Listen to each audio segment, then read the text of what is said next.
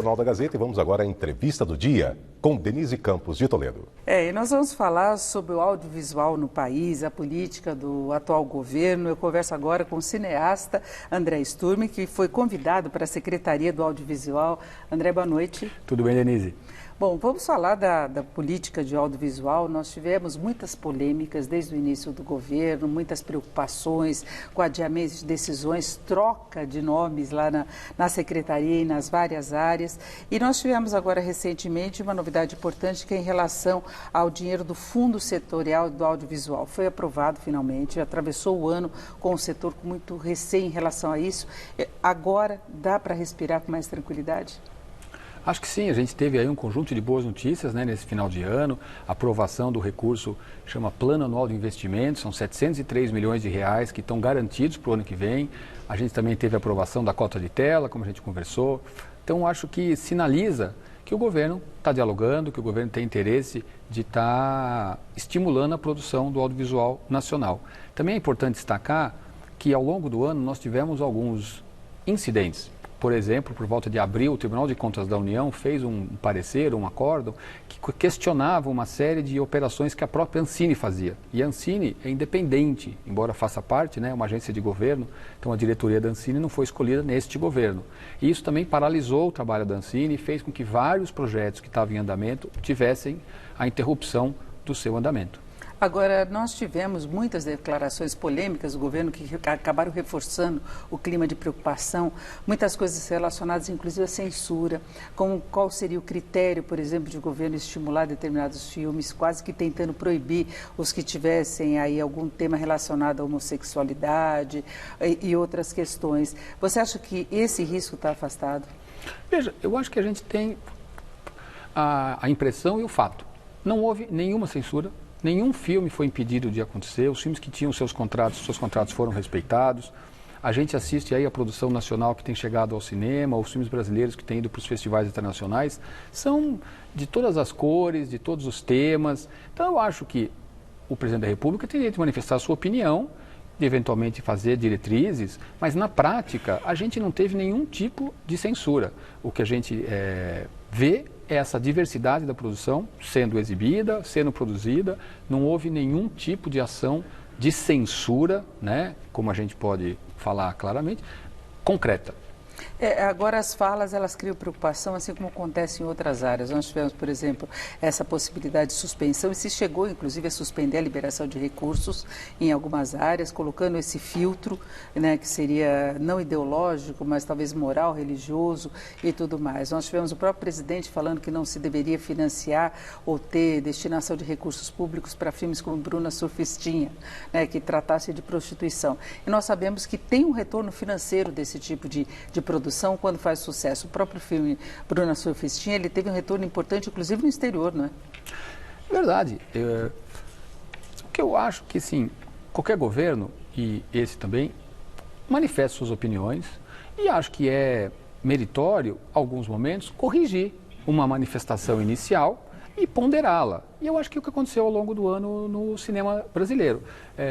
Algumas manifestações, algumas intervenções, mas concretamente a gente não tem nenhum caso de censura de um projeto que estava aprovado, que não foi encaminhado, nenhum filme que queria viajar para o exterior foi proibido, nenhum filme deixou de estrear nos cinemas. Então, assim, a gente tem uma clara liberdade que eu acho fundamental para o país.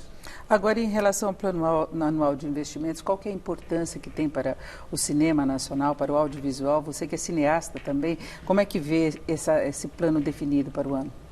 Então, é fundamental, né? Desde os anos 2000 que vem sendo criado e desenvolvido um modelo de financiamento para o cinema brasileiro, que colocou o cinema brasileiro nesse patamar de muita qualidade. Esse ano a gente teve prêmios para os filmes brasileiros no Festival de Berlim, no Festival de Cannes, no Festival de Veneza, São Sebastião, Locarno. Quer dizer, o cinema brasileiro está sendo aprovado no mundo e no país. Então, isso é resultado de uma política que atravessou vários governos. Ela não é de um governo. A aprovação do plano anual garante que a gente mantenha o cinema brasileiro, o audiovisual brasileiro, num caminho de desenvolvimento. Em janeiro, esse recurso que foi aprovado vai ser detalhado em que linhas ele vai ser aplicado pelo próprio comitê gestor que aprovou agora no final do ano. Que tem uma parte, 47%, deve ficar com o desenvolvimento do sistema brasileiro, né? Mais ou menos a definição é essa, depois o audiovisual também, programa de infraestrutura do cinema e audiovisual, tudo relacionado à área, mas tem percentuais diferenciados. E como é que é a destinação desses recursos? Ou, como cineasta, como é que se consegue o financiamento para uma obra? A Ancine abre anualmente uma série de editais públicos e que qualquer empresa produtora de audiovisual que esteja cadastrada na Ancine, naturalmente, pode se inscrever. São linhas diversas e é isso justamente que em janeiro o comitê vai decidir quais são as linhas prioritárias, né, para qualquer produtora pode se inscrever. Claro que haverão critérios de currículo, critérios de qualificação dos projetos, mas é absolutamente aberto para qualquer produtora. Então, eu imagino que ali por final de fevereiro, começo de março, a Ancine já deva estar publicando os seus primeiros editais de 2020. E aí como é que fica a Lei Rouanet nesse processo todo? Porque foi um outro ponto de críticas por parte do governo e muita gente questiona, inclusive, a destinação desse incentivo fiscal, tributário que existe para a produção artística no país. Como é que fica no contexto? O que é mais importante hoje para o cinema brasileiro? A Lei Rouanet, ela é uma lei para a cultura como um todo, né? Para todas as formas de cultura. O cinema acaba não se beneficiando da Lei Rouanet, somente filmes, documentários ou curta-metragem. Os filmes que a gente chama, né, o cinema, ele tem que ir para o fundo setorial justamente. Acho que as mudanças que foram feitas na Lei Rouanet, na sua maioria, foram acertadas. Por exemplo, diminuir os tetos de captação por projeto. Né? Acho que se você quer fazer um projeto muito comercial, deve buscar outro tipo de recurso.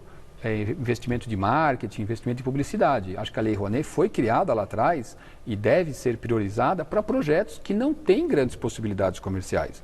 Então, reduzir o teto foi, por exemplo, uma medida acertada, que foi corrigida agora há pouco em relação ao teatro musical. Teatro musical, um grande espetáculo musical, emprega 200 pessoas, realmente 1 milhão fica inviável. Então, a gente tem uma série de ganhos que é importante a sociedade entender. Não é um dinheiro dado para um produtor. O produtor investe aquele dinheiro, tudo aquilo tem que ser prestado contas. Então, pessoas são contratadas, você gera empregos indiretos, por exemplo, com contratação de alimentação, de profissionais de diversas áreas, você paga impostos. Então, é um investimento que retorna para a própria sociedade.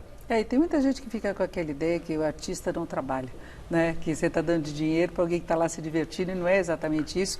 E mesmo que não seja um artista, você tem toda uma produção envolvida em qualquer área de cultura, né?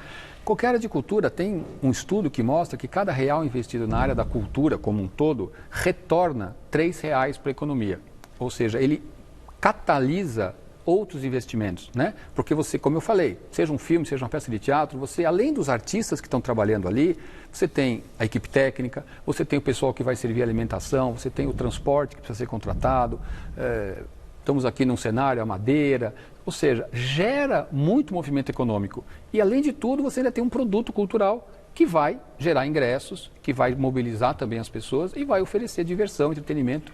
E não é só financeira, é cultura mesmo, é educação que passa por aí, né? O cinema tem um papel importante, o teatro tem um papel importante nisso. Com certeza. O cinema foi a ferramenta usada pelos Estados Unidos para conquistar o mundo. Por que todo mundo usa calça jeans, come hambúrguer e ouve rock? Foi o cinema americano nos anos 50. Depois da guerra, os americanos usaram o cinema para vender o seu way of life. E deu certo. Todo mundo fala inglês. Antes da Segunda Guerra Mundial, todo mundo falava francês. Todo mundo queria conhecer a cultura francesa. Então, o cinema americano teve esse papel. E tem registro histórico também no cinema. Muita coisa da sociedade, de você passar o que acontece de fato, está lá retratado. Isso, é um espelho também de uma sociedade, né? Exatamente. Que pode se ver num filme. Agora, André, cota de tela, que é uma coisa que a gente nota muito, assim, quem gosta de cinema, que você vê que às vezes chega uma produção estrangeira e é um massacre, ocupa todas as salas, a produção nacional acaba perdendo. Outros filmes também, o chamado filme de arte, que ele tem um público menor, ele também acaba ficando em segundo plano. É importante essa definição agora, né? Acho que foi muito importante o governo ter assinado o decreto. Todos os anos o presidente da República precisa assinar esse decreto para garantir que haja uma cota no ano seguinte. Infelizmente, no ano passado não foi. Esse ano a gente está aí vendo o resultado. Temos agora em cartaz um filme que sozinho ocupa 2.000 salas do país. Eu acho que o maior prejudicado é o consumidor. Porque se você quer ir no cinema, você praticamente só tem um filme para assistir. Então é fundamental, não é proibir, não é limitar, não é restringir, mas é garantir minimamente que o cinema brasileiro possa ser exibido no seu próprio país e que o consumidor tenha mais opções. Então, acho que foi muito importante a assinatura desse decreto. E, de novo, não é impor que as pessoas têm que ver filme brasileiro. Não, a cota de tela é 6 semanas por ano. É muito modesta, mas ela é importante simbolicamente como garantia para que o cinema brasileiro ocupe espaço no seu próprio país. Eu acho que um grande exemplo do que aconteceu de errado nessa situação foi com os Vingadores, quando eles ocuparam praticamente 80%, 90% das salas do país numa única semana e tirando produções brasileiras que estavam tendo muito sucesso, né? Exatamente, de pernas para o ar, estava fazendo um enorme sucesso e simplesmente tiraram mais de 200 cópias de cartaz. Os Vingadores ocupou 88% das telas do Brasil, 93% dos cinemas, né? Porque um cinema tem várias telas. Não é possível. Em nenhum mercado isso seria aceitável. Agora, André, você foi convidado para participar do governo, para ser secretário de audiovisual, não tomou posse ainda. Qual seria o seu grande desafio assumindo esse cargo? Enfim, eu ainda não fui nomeado, então é precipitado eu falar muito sobre isso. Acho que o importante, fiquei muito feliz com a possibilidade de contribuir e acho que a principal meta é o diálogo, né? É buscar dialogar entre governo e o setor, ouvir as demandas do setor. Esse ano foi um ano tumultuado, foi um ano turbulento para o audiovisual brasileiro e espero que eu possa contribuir nesse diálogo, na aproximação, para que a gente possa construir uma política do audiovisual que seja razoavelmente consensual entre o setor e o governo.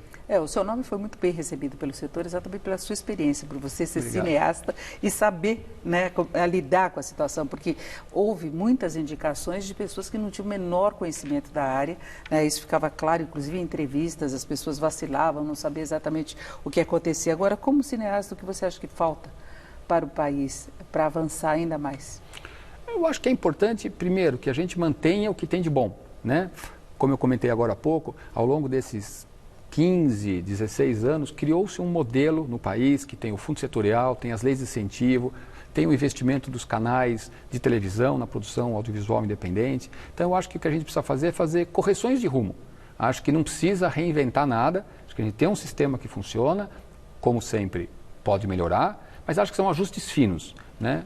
Estou muito otimista que o comitê gestor, que tem representantes do governo e representantes do setor, vai poder, com esses recursos aprovados, estabelecer linhas que busquem corrigir esses erros. Acho muito importante que a gente garanta uma ocupação nos cinemas mais equânime, para que as pessoas possam escolher. E acho importante também, a gente tem uma novidade hoje, que é o streaming, né? São essas plataformas que você pode ver filme em casa, e que não tem nenhuma regulação.